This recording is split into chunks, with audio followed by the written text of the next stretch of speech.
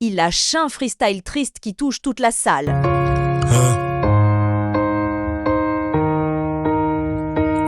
Je vous raconte l'histoire d'un qui à 12 piges a vu son corps condamné. Devant elle, elle avait tant d'années, maintenant obligée d'errer comme une âme damnée. Des attouchements de son grand frère, c'est vrai que cet ange a vécu l'enfer. Des fois c'est vrai qu'il enferme, tu la fermes, et elle pleure en laissant son grand frère. Elle a jamais connu ses parents, victime de l'adoption, victime d'un grand garçon, victime d'un dilemme. Elle a pas un tas d'options, elle doit tout raconter en faisant attention. Mais bon, personne ne l'a cru. Est-ce manger des insultes, des mots crus, puisse manger même des coups, des moqueries. Elle se dit de toute façon, elle s'attendait à quoi?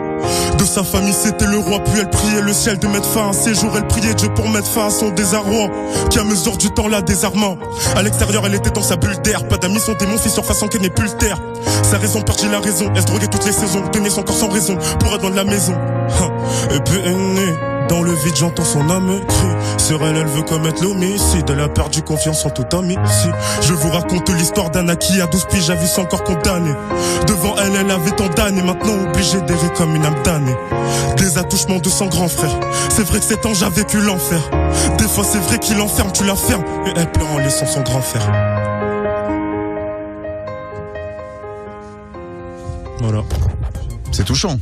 C'est très touchant. C'est très touchant, c'est une belle écriture. Je sais, c'est histoire de sortir un peu de ce qu'on fait d'habitude. Et c'est un sujet assez... Ouais, et puis c'est un sujet délicat en plus à traiter. Bravo à toi. Bravo. Merci à vous.